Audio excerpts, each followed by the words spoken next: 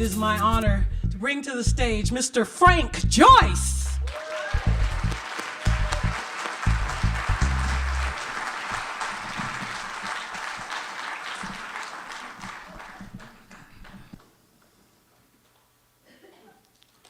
If my wife and children had $1 million for every time they heard me say, there is no hope for white people, they'd be richer than Dan Gilbert.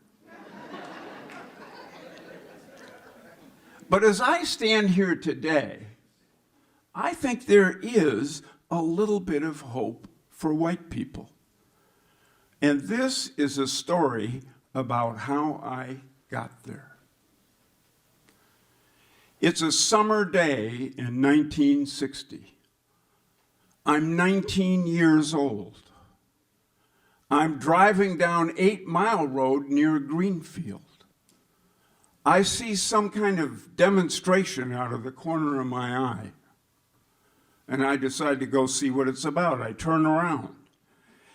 It's a small interracial group picketing the Crystal Pool in Oak Park, Michigan. Why?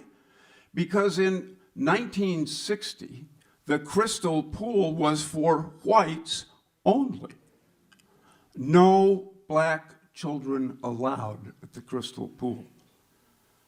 I said, well, that's wrong. I agree with those picketers. I parked my car and joined the demonstration. It didn't last that much longer. There were TV crews there. I didn't really get to know anybody there. And so I left. Why, you might be wondering, would a 19-year-old white kid be driving down 8 Mile Road and join that demonstration? That's a really good question.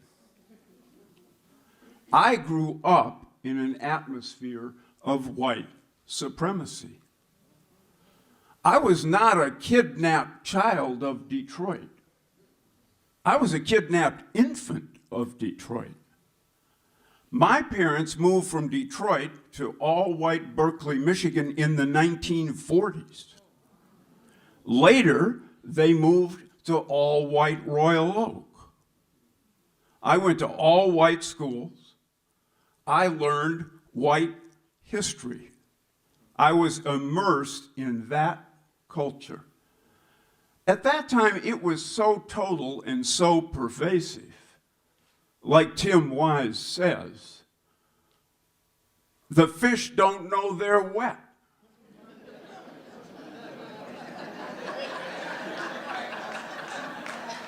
But somehow I did. I think it was the music, jazz in particular. The first album I ever bought when I had some money as a teenager was by Louis Armstrong. After I got my driver's license when I was 16 years old, I started sneaking out of my bedroom window, stole the family car, drove to Dexter Avenue, and went to the Minor Key and the Drome Lounge. I felt safe and welcome and comfortable there. I did not feel any of those things at home with a troubled father who was abusive to my mother, to my sisters, and to me. And the music, Nina Simone, Miles Davis, Yusef Lateef, Dorothy Ashby in the 1950s, live. Imagine that. Well, my father saw the TV coverage of the Crystal Pool demonstration.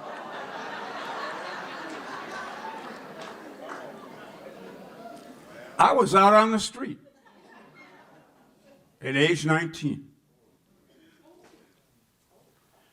The good news is that I already had my own car. I'd been working since I was 12, and I had a decent factory job.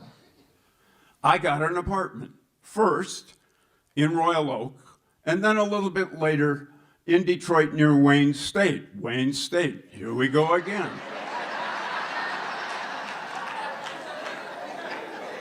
Where I was taking classes in philosophy.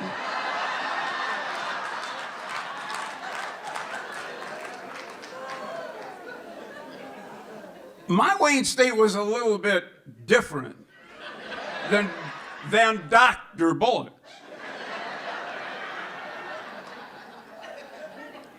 I was around General Baker and Kenny Cockrell and the Friends of Snick and John and Edna Watson and rest his soul, Michael Hamlin. I was also in the factory getting pounded every single day with anti-union propaganda. This was shaping my political world. Somewhere in there, I read an article in a magazine called The Reporter. It told about an organization called the Northern Student Movement that had been started by Peter and Joan Countryman on the campus of Yale University. The purpose of NSM was to mobilize Northern college students to support the Southern students who were fighting Jim Crow. I wrote an old-fashioned letter to Peter and Joan. What else was there at that point? A couple of weeks later, I get a letter back. It said, "Why don't you start a chapter of NSM in Detroit?" And so I did. At that point, NSM itself was changing. They weren't just supporting the Southern student movement anymore. They had started to work up south. They were doing projects in New Haven, in Baltimore, in Philadelphia, and in Boston. And at that point, the core of the projects was to mobilize college students, white and black, to go and work with high school students in what was then called the inner city, AKA the ghetto. We called it tutoring. The group that I worked with was in the Brewster Douglass projects. And one of the people who was my tutee at the time, imagine that language, was a young high school student by the name of Fred Ross. You might have heard of his sister. Her name was Diana.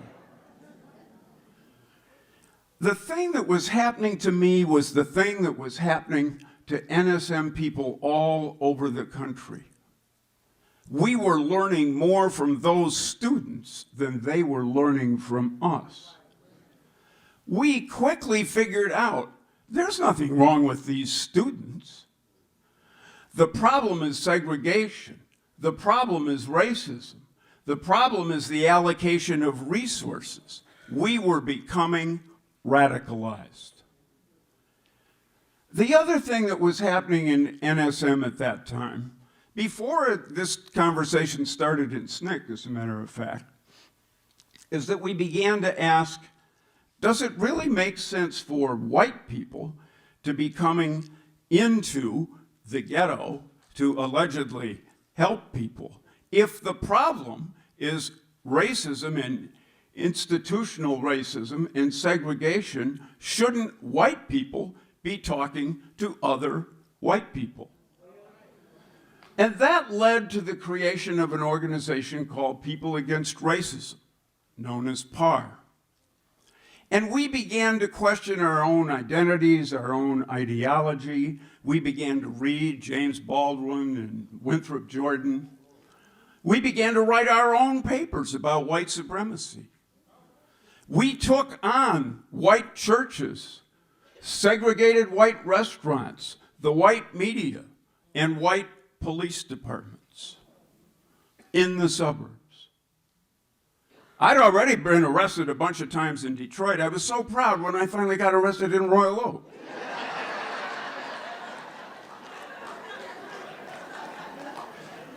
There was another thing going on at that point, too, that we paid attention to: the Vietnam War. We said, just a minute, isn't this also more of the same? Isn't this just white people trying to conquer people of color in some foreign country? When Muhammad Ali said he was going to refuse the draft because no Vietnamese ever insulted him, when Martin Luther King said the greatest purveyor of violence in the world is the United States government, we were listening. I became a draft resistor. That's a whole other story. But as a result of my work in the anti-war movement, in 1970, I found myself with 3 other peace activists in North Vietnam. I'll never forget one particular morning there. We were not in Hanoi. We had left there. We were way south of Hanoi in a small village closer to the demilitarized zone. We knew that at any moment a B-52 bomber could come along and drop a bomb on us. But the bomb that dropped was something different.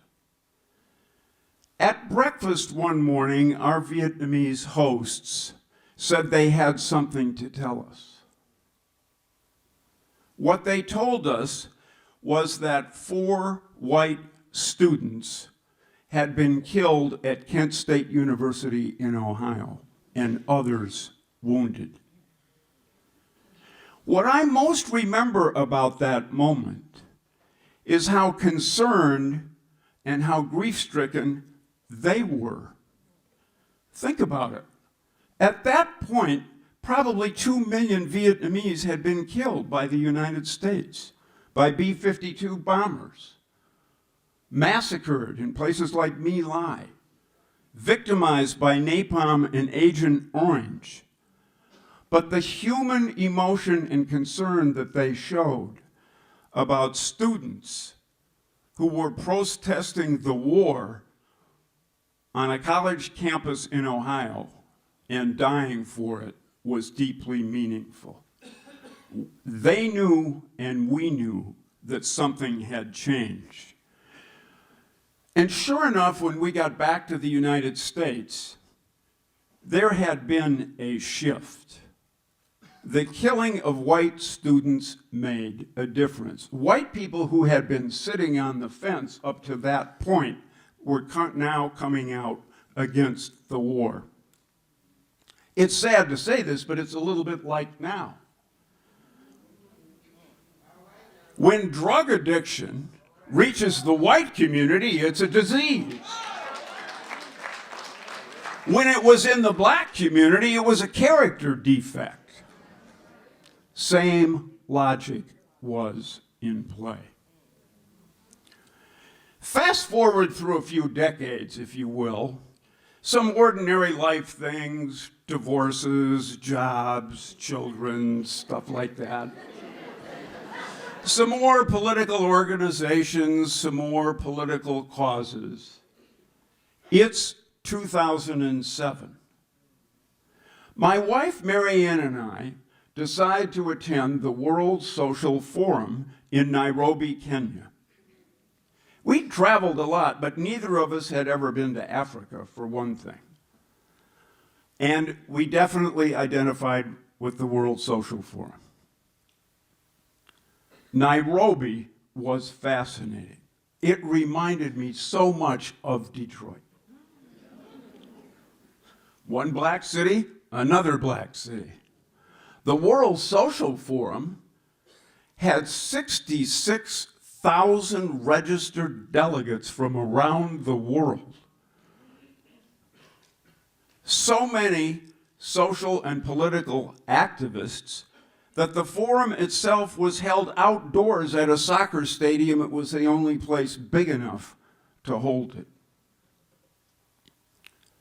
But that's not the most important thing that happened to me in Nairobi, Kenya. When we were entering the country, in the customs line, Marianne turned to a guy who was in line and said, "You know, we're here for a conference, we're really busy, we're not going to have very much time. What's the one thing we should do if we get a chance to be a tourist?" "Go to the elephant orphanage," he said. So we did. We took a day off from the World Social Forum. The orphanage is only open 1 hour a day. It's in a remote location, so it takes a while to get there. It was worth it. Chances are you don't know too much about elephants. I certainly didn't. So maybe you saw elephants at the zoo. Maybe you saw elephants at the circus. Maybe if you had big ears like me when you were a kid, somebody called you Dumbo.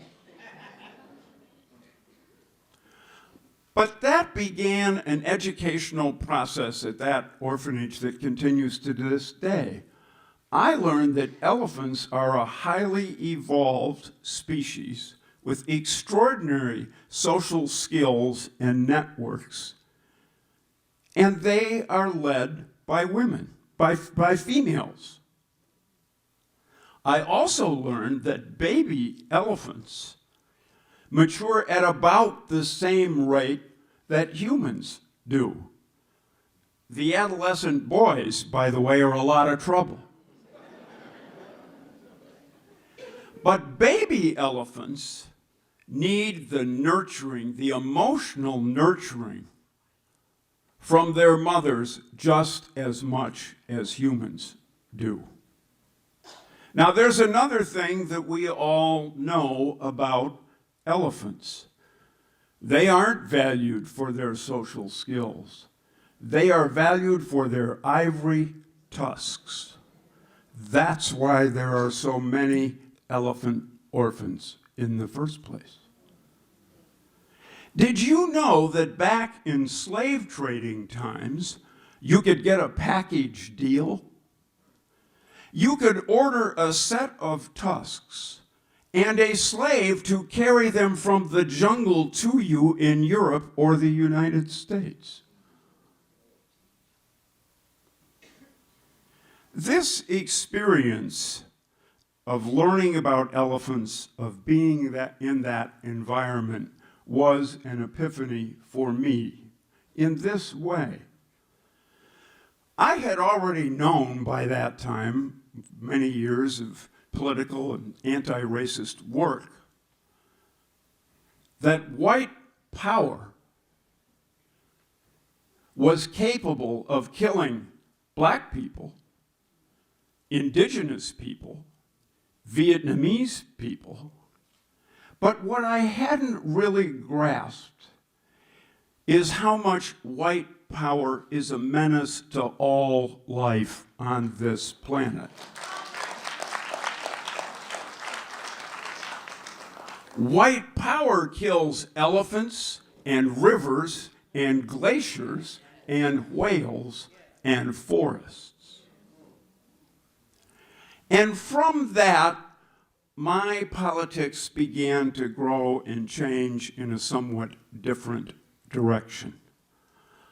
I began to realize that and we know this now, finally, a little bit, that just as sexual identity is fluid, so racial identity can be fluid too.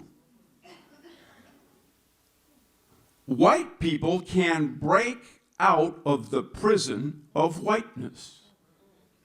They can break out of the mass incarceration of the mind. White people have choices. One choice is to be like Steve Bannon and Donald Trump and actively support the white male supremacist violent system.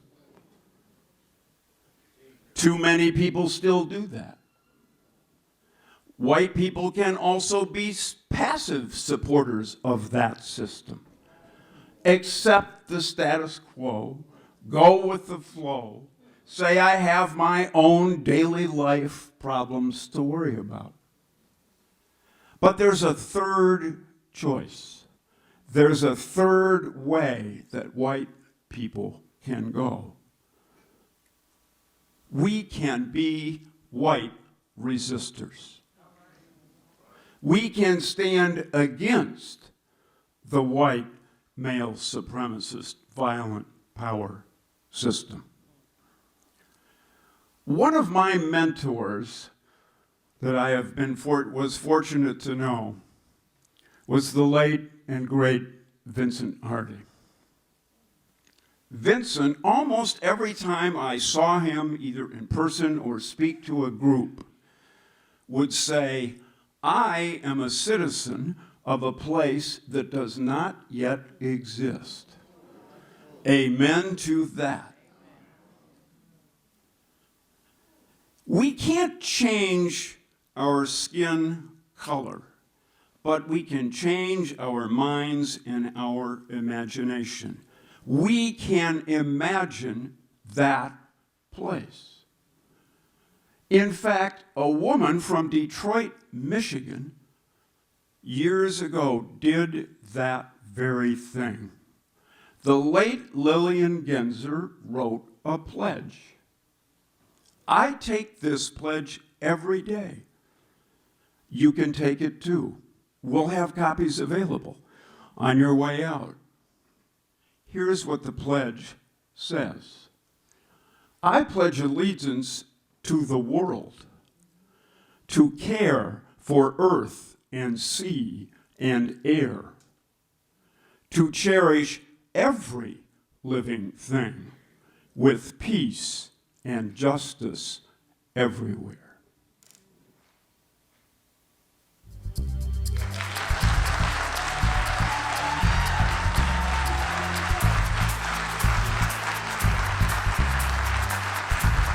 Frank Joyce, ladies and gentlemen.